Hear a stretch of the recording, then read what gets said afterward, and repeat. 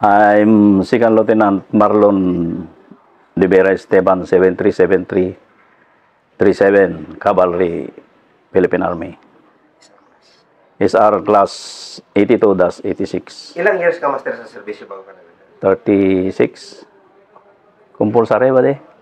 compulsory? Oh. Sa loob ng 36 years, ano yung pinakamatinding gera ng sa marami mong nagiging karanasan sa encounter? Marami kang isi-share ngayon. Pero ano yung una? Doon sa, nung nasa 17 IB ako noon, yung fresh graduate kami, 1987. Okay. Anong nangyari doon? May info noon na almost yung strength ng NP noon is 250. Saan area yan? Sa Lanlo, Cagayan, Barangay San Lorenzo, 1987. 1987, master. Gaano ka lakas ang kalaban natin? Ay, malakas noon ba di? Kasi nung pinadala kaming nag-ranger ni Sir Espadero noon, 1986, kami yung unang pinadala niya nung nag-batcom si Sir Espadero Tapos, nung pagdating namin, pero organized na yung ranger ng 17 IB noon, yung mga senior namin. Kaya lang kukunti pa lang sila noon. Bali kami yung nagpadami kasi 15 kami na pinadala ni Sir Espadero noon. Tapos, nung pag-report namin, pag-report namin sa yun na, may info ganon. Pinasok nila yung, kasi kinutahan nila yung may sawmill dyan sa parties ng Lalo, no, sa may Magapit. Talagang ganun na sila? Oo. Sa barangay na? Oo, marami talaga noon. Grabe, sobrang dami noon. Halos yung isang araw noon, 2 times, 3 times kami na-encuentro Kaya lang nagtatakbuhan din sila. Oo, kasi ewan ko, takot na rin siguro kasi masagupan nila yung puro long hair, mga balbasarado rin. Tapos yung pag-encuentro, hindi nila malaman yung pag-maneuver namin. Kung saan-saan. Oo, tapos bigla na lang kami nakadikit. Kaya hindi nagtatagal yung laban. Okay, ikwento mo yun. Umpisahan mo sa anong Yung laban na yon. Oo, yung bigyan kayo ng info. O, nung may info na patawid yung mga kalaban galing ng sawmill, yun, ni-strike namin. Bali, ang kasama ko noon si Master Galande at saka si Sergeant Sanz, yun ang mga team leader. Ayun, nung nagtiwala yung mga NPA, nung may doon sa nagpapahinga nila, nung nakatawid na doon sa ilog, papahinga na sila. Nagtiwala sila kasi may high ground doon sa tabi nila pero masukal, sobrang sukal. May bahayan doon sa bukid. Doon sila nagpapahinga. Marami sila, may kalat-kalat din. Nakuha namin yung high ground na masukal, doon kami kuan. Eksakto pag dungaw namin doon sa masukal na damuhan, nandun sila. Pero anong ginagawa niyong time na yun? Kami? Oo, nung nasa taas kayo, high ground kayo. Bali, inukupay na namin yun, bade, kasi may yung info nga na, nakita na namin yung iba na nandun sila. Yung nagtatambay na sila doon sa may bukid yun So kayo nagkakandak ng, hindi pa naman kayo nagkakandak ng ambus position? Ay, hindi. Bali, ini-strike na A1 info yun, bade. Ini-strike namin sila, tapos nung nakita namin yung high ground, yun ang dinirect namin na inukupay namin yung high ground na yun. Yun na, nung nakita na namin sila, yun, nag-aapiran na kami. Naglalakad sila? Hindi, nagpapahinga. Yung iba, duyan-duyan, ganyan. From high ground, galing sa inyo pa, sa kanila, estimated Mga, distance? more or less 40-50 ganyan meters. So malapit lang? Malapit lang. Kaya nung pagbuga namin, sila. Hindi nila alam kung saan ang takbuhan nila.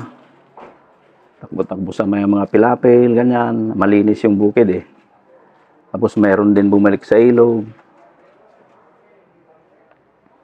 Yun ang kwan, isang hindi ko rin makakalimutan. So ano yung kung ano, Master, after nung encounter, nag-return pa ba sila? Or, Oh, may mga tumitira rin pero wala. Kasi grabe yung buga ng kwan namin 260. Pero ako noon, pick up lang kasi imported yung hawak ko noon. gaano katagal yung encounter? Medyo kwan din, medyo matagal din yon. Yung tansya ko siguro mga naabot ng 10 to 20 minutes. So after nung wala na, nung medyo tahimik na, anong instruction sa'yo? Oh, nung clear na kami, nung inasok namin, siyempre yung SOP natin, security. Pagka-recover. Pero mayroon palang nakasingit na isa yung pinaka-commander nila. Nagtago doon sa may imbornal. Yun ang hindi namin nakuha. Nalaman na lang namin nung may nagkwento na civilian. Nakatago siya. Nakatago siya doon. Other din na lang namin nalaman. Anong na-recover niyo doon, Master? Ilan yung firearms na recover namin doon. Parang, Pero may body count. may body count noon.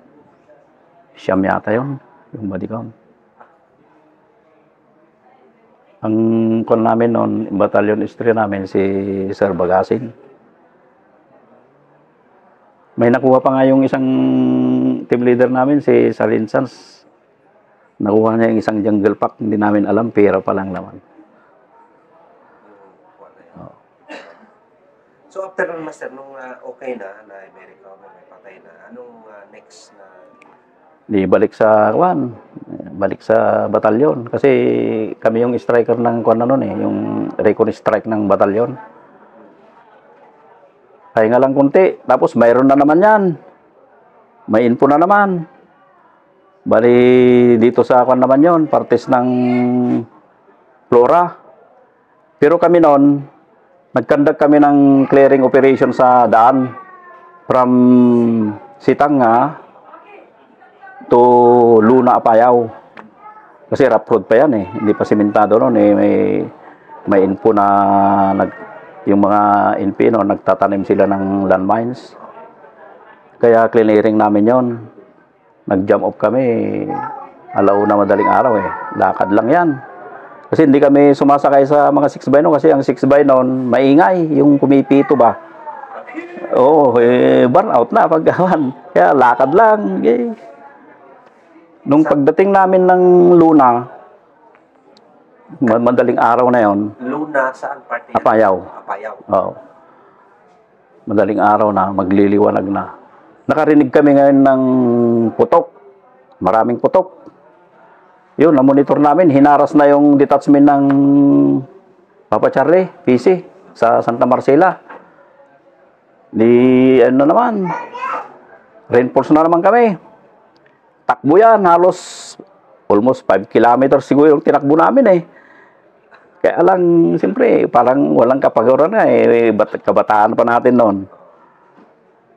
Tapos nung mga magsi-7 na yata yon, biglang may narinig kami ngayon na malakas na dalawang putok.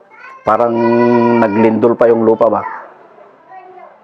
Yun pala, pinalipad nila yung magre-reinforce na Alpha Company namin galing Flora under ni Lieutenant Takbian, yung class 85 sa PIMA. Pinalipad nila yun. Ngayon, alanganin yung pagpasok namin. Pumunta kami ng area na medyo clear. Pinick up kami ngayon ng dalawang chopper, pick up. Dinala kami ngayon doon sa mismong CP ng Alpha Company. Which is yun yung hinaras? Hindi naras. Yung sa Santa Marcela yun, yung detachment ng Papa Charlie o PC. Pero nagkakaputukan pa yan. Kasi naras, pinasok talaga nila Tapos nung pag-deploy pagbaba namin sa CP ng Alpha Company, kunting briefing doon, pinansa amin yung kung saan yung area na pinalipad yung EPC ni Lieutenant Takbian. Malapit lang din doon sa CP, kaya lang may mga bundok din kaming dinaanan. Nung pagkatapos ng konting briefing, di larga na kami. Pababa, papunta doon sa may mismong pinagliparan ng APC. Malayo pa lang kami doon, pero natatanaw na namin. Pababa na kami sa bundok eh. Yun na, may bumanat na. May bumanat na sa amin na pick up ba? Sa chopper? Hindi na kami nagsakay ng chopper. Lakad na lang talaga. Papunta doon sa area, doon sa pinagtambangan ng mga nilandmines kasi yung APC na i-reinforce sana ni Kwan yun, ni Litlo Kirantakbian. I-reinforce niya doon sa detachment na hinaras APC. Ngayon, pagbaba namin doon sa Kwan, dinatanaw na namin, may binocular kami. Pero malapit lang. Tapos nung pagbabasa na namin yung team namin, doon may pumick up na sa amin. Kasi may mga hiwa-hiwalay din na bahay sa malapit doon sa area eh. At saka yung mismong school, yung elementary school, yung mismong harapan ng elementary school, doon sila nagtanim ng dalawang landmines. Tapos yun na, nung putok-putok, di cover na naman. So, dili-dili na. Pakiramdam na naman, observe namin. Hindi pa kami pumuputok yan. Ino-observe namin kung saan manggagaling yung putok. Kung saan bahay, ganun, kung saan siya nagtatago. Nung nakuha namin na mayroong doon sa isang bahay, may doon galing. Yun ang binanatan namin. Tapos, sa isang team noon, ako yung lead scout eh. Kasi junior pa ako noon. Ang kabady ko noon, yung sumusunod sa akin, si Buddy Pasque. Si Alexander Pasque, yung class 76. Kasama ko rin pumunta ng Pipyon. Tapos nung buwan na, sige Buddy, cover up. Cover upan mo ako. Sige, kinover upan niya ako. Banat, assault yan. Kumunod naman sa amin sa rin pa-claim. Hanggang nakalapit na kami doon. Pero nung binocular namin na sinilip namin, yung mga NPA, akala namin mga sundalo ba, ang dami nilang sabay-sabay na parang niraras up nila yung tangke. Yun pala, puro NPA na pala yun. Kasi nung paglipad niya, halos mapantayan daw niya yung taas ng nyog, yung tangke. Ngayon, pagbagsak, nahulog yung 50 caliber. Ang maganda doon, paghulog, nadaganan ng gulong ng EPC. Siyempre, mabigat yun kasi kadena yung EPC. Yun ang isa na gustong i-recover ng NPA. Sinusunog pa nga yung may sunog doon sa harapan ng EPC. Tapos yun naman nag-assault naman na nagtatakbuhan, may nahulog na 60 doon. Yung 60 nila doon sa EPC. Mabuti, yung pintuan doon sa likod ng EPC, medyo bumagsak siya ba? Na mga ganyan siguro ang kalwang niya, yung pintuan sa likod. Kaya pala, pag may putok, pak. Yun pala, naiwan na 3 doon sa loob ng EPC. Yun ang bumabanat sa kanila. Buhay pa? Oo, nabuhay nga sila kasi kwento sa akin ni Sardin, PFC yun noon, junior trainee ko yun 1984 yun, na nag-train. Kwento sa akin nung na-recover na namin siya, nawalan daw sila ng parang nahilo sila, nawalan sila ng konting malay ba? Split up ano? Oo, siyempre, 2 bagsak daw yung APC na gumanyan Di nung natauhan daw siya, yun na, marami daw maingay na dumidikit na. Oo, hilahin yung hilahin yung 50 caliber. Ganon daw sila. Yung 16 nandun lang sa baba ng sabi. Doon na siya nagising. May doon. May naiwan na 3 sila. May naiwan na 2 M16 saka isang M14. Nagamit nila. Sa loob. Naiwan sa loob. Yun ang ginamit ni Pipseg Kawili ngayon. Sinilip niya nilabas niya yung barrel ng ng M14 doon. Yun ang ginagamit niyang pang pick up pagka ikukunin nila yung 16 na nahulog. Kaya marami rin siyang nadali doon. Nung di maubos na yung mga bala. Naubos na nga yung M16 Ubos na yung bala nila Kasi nangyari yun, mga 7, mag-8. Nung ma-recover namin, mag-alas 5 na eh. Naghapon? Oo, ng hapon. So talagang sila lang. Oo, talagang walang kain yun. Tapos nung naubos nila yung bala ng M16, di wala na. Importin na lang, mabuti may isang box doon na nakalink yung bala ng 60. Yun ang ginagawa nung dalawa daw. Hindi tinatanggal nila yung yung link nung bala, yung 60. Yun ang nilalagay nila doon sa magazine ng M14. Muntik na silang naubusan na ng bala talaga eh. Mabuti dumating kami. Yun na, nung makalapit na kami, nagtakbuhan na yung mga NPA. Takbuhan na sila. Pero marami yung nakikita namin noon, nung malapit na kami, may mga kalabaw na hila-hila nung hila-hila niya yung sa Ilocano, pasagad yung parang bangka ba. Ganon yung pasagad nila doon sa noon eh. Balsa. O balsa. Yun ang inihila ng kalabaw. Doon kinakarga yung mga patay. Yung mga patay na NPA. Na ang nakatama naman is yung sa loob ng O nasa loob ng EPC. Tapos nung nadikitan na namin yung tangke, di tumakbo na sila. Takbuhan na sila. Yun, nagsigawan na. Kami ito. Sino yung nandyan? Tapos nung sabi, sino kayo? Sabi nung nasa loob. Si Steve ito, sabi ko. Ay, kabayan, sabi niya, kasi kilalang kilala niya ako, kasi senior trainee niya ako eh. Nung ilang kayo na dyan? 3 kami. Tapos yun na, kinana namin sila ni lumapit kami na doon sa mismong ng tangke. Nakita na namin talagang parang yung hinang-hina na talaga sila. Uhaw, gutom. Siyempre, hindi na sila nangalian. Tapos grabe ang init ba. Siyempre, mainit na doon sa loob ng tangke. Yun, yung kinuhanan namin ng kuha ka ng doon ba sabi sa akin ni Sarin Pasque. Kinuha ng tubig, yung pinainom namin sila. Pero makalabas sila kaagad? Wala, hindi sila makalabas kasi nasira yung yung yung pintuan doon sa likod. Kasi tumaob. Hindi siya tumaob ba Parang gumanon lang. 2 bihis daw na nag-impact. Mabuti ka mo, hindi nabutas yung ilalim ng EPC. Pero parang yumupi siya. Yung EPC na yun. Pagdating nyo doon, Master, may mga wounded ba sila dugo sa Wala. Yung lang, yung mga namatay na, yun na, si Lieutenant Takbian. Kasi nung pagbaba daw nila doon sa bundok,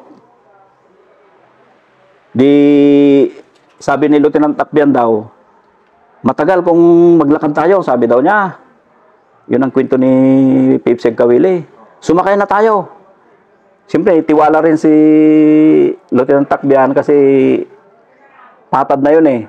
Saka school na yun, school. Barangay Bagutong yun eh. Bagutong, Flora, Apayao. Sumakay sila ngayon. Kung saan nandun pala, ang dami pala yung nakadeploy na doon sa school, yung pader na doon sa harapan mismo ng school. Nakadeploy na pala yung dito sa kabila din, may parang irrigation na maliit. Magkabilaan nga eh. Kaya yung nandun lang sa loob ng tangke, yun lang ang nabuhay. Bali, 13 yata yun, yung patay. Hiwa-hiwalay din sila. Talagang nung pagkalipad nung nagtalsikan, mayroon pa nga yung isa, si Corporal Apolinario yata yun. Nakita ko na lang, kasi putol eh. Putol yung paa nung ma-recover ko. Wala yung isang paa niya. Tumingala ako sa nyog, nandun yung isang paa niya sa nyog. Taas. So parang ang posisyon nila, Master, nauna ang EPC, sumusunod sila. Oo, nung pagbaba nila doon sa sa may bundok ba. Tapos nung nasa patad na sila bago school, kasi clear na eh, wala na silang makita doon eh. Yun, sumakay. Sakay na tayo para mapabilis kasi baka mapasok na yung detachment. So ang sumakay buhay.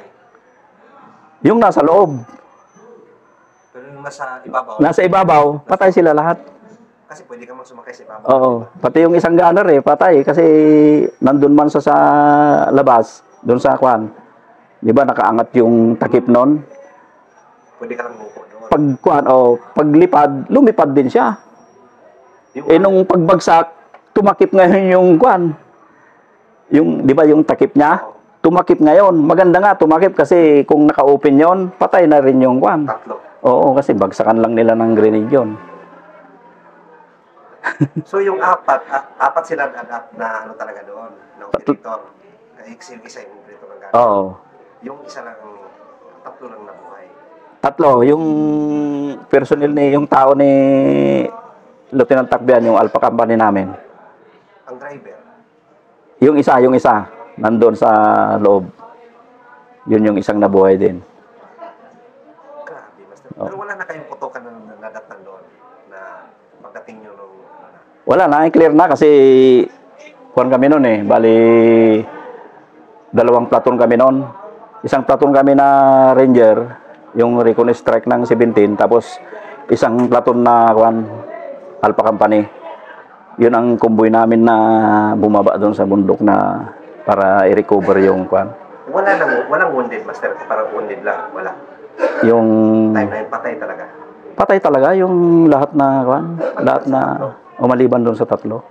Ano ang reaction, Master, nung napuntahan nyo? Anong reaction? Di, ayun, medyo parang nanghina rin kami sa, siyempre, naawa kami doon sa, kuwan, ang bait pa naman yung official na yun. Yung kasama namin yan. Tapos yung mga iba, yung mga ibang namatay din na kasama niya, mga kasama rin din namin dati, nung hindi pa ako nakapag-ranger noon, mga kasama rin namin sa kumpanya. Yung tatlo na buhay, Master, ano yung kuwan? Nung naabutan nyo sila, yung mga mukha nila. Ano yan, parang ano na sila, parang nangihina talaga na totally, parang maga na talaga yung lalamunan kasi wala silang tubig. Tapos hindi pa kumain. Yun ang kinuha nila, kaya ang unang hiningi nila nung nakalapit kami ni Buddy Paske, tubig. Tubig ang unang hiningi nila noon. Parang mahina na yung busis eh, lalo si Agkawili noon. Nakikita mo siguro yun ba kasi matagal sa ARC yun. Si Master Agkawili, yung pipilay-pilay doon na. Grabe pala yung buhay. Parang tatapusan na nila yun. Hindi nila in-expect na mabuhay. Oo. Yun ang kuan, laking pasalamat nga na kapag kating nakikita ko nga, nakikita kami ng kuan. Nagpapasalamat siya sa Ranger group namin ng kuan, tapos mabuti, nandyan kayo kabayan, sabi niya sa akin. Kung wala kayo, ewan ko, baka 6 feet below the ground na ako, sabi niya. Kasi survive siya eh, isang araw, di ba? Oo, survive. Tapang din niya, dami pa niyang nakuha. Dami niya nang natamaan talaga kasi siya yung, nung naubos na yung M16, nung bala ng M16, siya na talaga yung bumabanat. Para hindi lang makuha yung nahulog na 60 doon sa tabi ng pintuan, sa baba ng pintuan. Hindi nakuha ng MP yun. Ang kwento pa nga niya, yung mga ibang gumagapang nakatali pa eh. Pag tinamaan niya, nagtaka siya kasi hindi na gumagalaw. Biglang umaatras na lang, hinihila pa ng mga kasama eh. Pero may recover na firearms sa atin. Nakuhanan tayo ng baril noon sa Yung iba na wala. Ang isang nakuha lang doon, yung nakuha ni Master Franco, yung team leader namin. Nakuha niya yung baril nung official kasi nung alam na niya na siguro si Lieutenant Takbian, tinago niya ngayon yung baril niya, BB Armalite. Tinago niya doon sa damuhan. Baka buhay pa siya nung time na yun. Oo. Yun, kinuha na napakan naman ni Master Franco. The rest, kuha ng kalaban. Kuha lahat. Pati nga sana yung kung nag-isip sana yung NPA, yung hinuhukay nila yung yung harapan ng EPC at sinusunog nila. Nakuha sana nila yung 50 kung nilagyan ng jack yung harapan ng kuwan. Kasi hukayin man nila wala man jack yung kuwan, bumababa pa rin. Kaya hindi nila nakuha yung 50 caliber. Buti, hindi rin sila pinasukan ng granada doon sa loob, no? Wala kasi nagsarado nga yung kuwan, yung takip doon sa gunner. Bumagsak. Pumupunta na yung iba doon sa taas. Kaya lang, hindi daw nila mabuksan yung kuwan. Yun ang kwento ni Pepsi Kawili. Hindi daw nila mabuksan yung pintuan. Kaya nagtaka nga kami noon, akala namin mga sundalo yung biglang pak pak pak pak.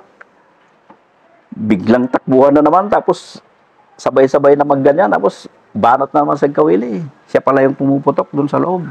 Tapos kayo, hindi naman kayo basta-basta makadikit agad kasi pinipick Oo. up kayo. Oh, may nagpipick up sa amin. Yun nga, yung na-recover nga namin, mag-alas 5 na yun eh. Nung ma-recover namin eh. Hindi pa rin kayo maka-expect, Master, na may buhay pa doon. Wala na kasi, pero nung naririnig na namin yung yung may putok na nandun sa loob ng tangke, yun na, may natira pa, sabi namin, may buhay pa. May nakikipaglaban. Oo. Kasi nung may putok nga, pak pak, biglang atrasan naman yung mga NPA. So doon kayo nag-isip na Oo. buhay pa, kaya Oo. nag-isan nyo. Oo. Yun talaga na nag-decision kami ni Buddy Paskin noon. Sige Buddy, back upan kita, sabi niya sa akin. Hindi, siyempre kalakasan ko rin yun kasi PFC pa ako noon eh. Fresh graduate pa eh. May buhay pa. Sumusunod na rin yung mga kasama namin. Hindi. Mag-drop yung iba, putok yung isang team, hanggang nakadikit kami, hanggang nadikitan namin talaga. Doon sila nagtakbuhan na. Tapos natakot na sila kasi nakita siguro yung nang galaw namin, saka yung mga uniform namin na itim noon, tapos mga long hair, yan. Mga ranger ito, sabi na, kaya nagtakbuhan na sila. So, grabe yung pangyayari. Oh, grabe yun. Tapos yun, pagka, balik na naman sa batalyon, yung nangyari na yun.